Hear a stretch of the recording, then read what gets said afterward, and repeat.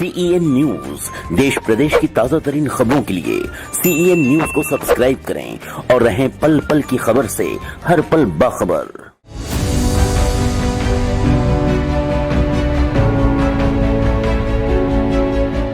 वाराणसी के circuit house पहुंचे प्रदेश के डिप्टी सीएम दिनेश शर्मा ने बताया कि भारतीय जनता पार्टी एक कैडर बेस्ड पार्टी है और जो संगठन का शीर्ष नेतृत्व होता है वह निचले स्तर तक के नेताओं को मार्गदर्शन देता है कि किस आधार पर हमें कौन सी क्रियाशीलता के आधार पर काम करना है।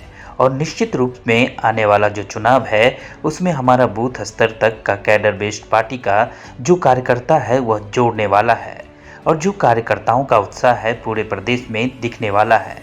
मैं समझता हूं कि कार्यकर्ताओं का यह उमंग पिछले चुनाव से भी ज़्यादा इस बार है। इसके आधार पर हम कह सकते हैं कि इस बार पिछला रिकॉर्ड भी चुनाव में टूटने वाला है। अमित शाह जी जैसे शीर्ष नेतृत्व यहाँ पर आएंगे तो आप मान कर चलें कि कुशल संगठन करता है वह और उनकी सोच का कोई विकल्प नहीं है और जो वह मार्गदर्शन देते हैं नीचे स्तर के कार्यकर्ता ग्रहण करता है। आज जो बैठक है उसमें काशी क्षेत्र के पदाधिकारी आएंगे और इस पर उन्हें व्यापक मार्गदर्शन मिलेगा। वहीं उत्तर प्रदेश में विपक्ष द्वारा लगातार बीजेपी पर हमलावर होने और आगामी यूपी विधानसभा चुनाव 2022 में जीत का दम भरने पर दिनेश शर्मा ने कहा कि भाजपा इसे 2017 और 2019 के चुनाव परिणाम और उसके बाद के हुए उपचुनाव की तरह देखती है। जब सपा और कांग्रेस मिले थे और बसपा ने उन्हें बाहर से समर्थन दिया था तब भी हार गए थे। उस समय हमारा जो आंकड़ा था वह 325 के आसपास था और इस बार हम मिलकर के चुनाव लड़ रहे हैं तो आप निश्चित मान लीजिए कि यह बुरी तरह से हारेंगे।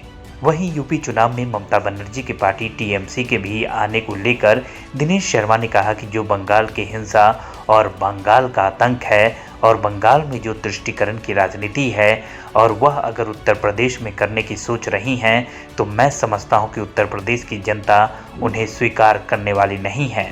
उन्होंने कहा कि इस चुनाव में बाहर की शक्तियां आ रही हैं, कोई महाराष्ट्र से आ रहा है तो वहीं कोई हैदराबाद से कुछ लोग आ रहे हैं और यहाँ पर राजनीति करने का सपना देख रहे हैं। यहाँ पर भाई भतीजावाद या जातिवाद और कोई बात नहीं है। यहाँ पर सिर्फ अगर है तो भारतीय जनता पार्टी विकास के मुद्दे पर चुनाव लड़ेगी और जनता का उसे समर्थन मिलेगा।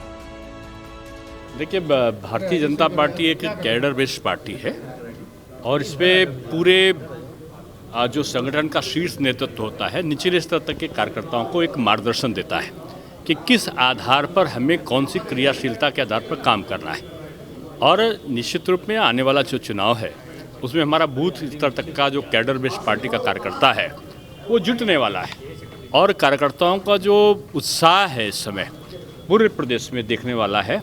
और मैं समझता हूं कि कार्यकर्ताओं का ये उमंग बहुत दिनों के बाद मैं समझता हूं कि पिछले से भी कहीं ज़्यादा इस बार है और इसके आधार पर हम कह सकते हैं कि पिछला रिकॉर्ड टूटने वाला है। और माननीय अमित शाह जी ऐसा शीर्ष नेतृत्व आज यहाँ पर आएगा तो आप मान के चलिए कि कुशल संगठन करता है नहीं। इसमें भारत में एक जिसको कहते हैं राजनीतिक रूप में जो सोच है उनकी समझ है उसका कोई विकल्प नहीं है और वो जो भी संगठनात्मक मार्गदर्शन देते हैं वो निचले स्तर तक का कार्यकर्ता उसको ग्रहण करता है। आज बैठक है, सारे हमारे जो काशी क्षेत्र के कार्यकर्ता हैं जो पदाधिकारी हैं वो आज इसमें आएंगे और उनको यहाँ पर व्यापक मार्गदर्शन मिलेगा। सर, बात अगर की जाए भाजपा इसको 2017, 2019 और उसके बाद के हुए उपचुनाव की तरह देखती है। जब सपा और कांग्रेस मिले थे और बसपा ने बाहर से समर्थन दिया था, हार गए थे। फिर अब तक के आज़ादी के बाद के इतिहास का सबसे बड़ा जो मजबूत गठबंधन जो प्रचारित कर रहे थे लोग, सपा और बसपा का हुआ, कांग्रेस ने बाहर से समर्थन दिया, मिलकर ये सब लड़े और मिलकर इतनी बुरी तरह हारे कि हमारा जो आंकड़ा था वो सब मिला लें तो 325 के आसपास था अगर सहयोगी दल मिला लें। और उस बुरी तरह हारने के बाद अब ये छोटे गठबंधन के आधार पर अगर लड़ रहे हैं तो आप निश्चित मानो कि पिछले से भी बुरी तरह ये हारेंगे। सर, इस गठबंधन दम लग रहा है। देखिए जो बंगाल की हिंसा है और बंगाल का आतंक है, बंगाल में तुष्टीकरण की जो पॉलिटिक्स है वो अगर वो उत्तर प्रदेश में करने की सोच रही हो तो मैं समझता हूँ उत्तर प्रदेश की जनता उनको स्वीकार करने वाली नहीं है। हाँ, ये बाहर की शक्तियाँ आ रही हैं। महाराष्ट्र की भी एक पार्टी है, वो भी हुंकार भर रही है। बंगाल के साथ साथ इसके आप हैदराबाद से कुछ लोग आ रहे हैं, अपने संप्रदाय विशेष की राजनीति करने का सपना देख रहे हैं। अब उत्तर प्रदेश में जातिवाद, संप्रदायवाद, भाई भतीजावाद, परिवारवाद, इसका कोई स्थान नहीं है। अब केवल एक ही वाद है और वो है विकासवाद, जिसके आधार पर भारतीय जनता पार्टी काम कर रही है।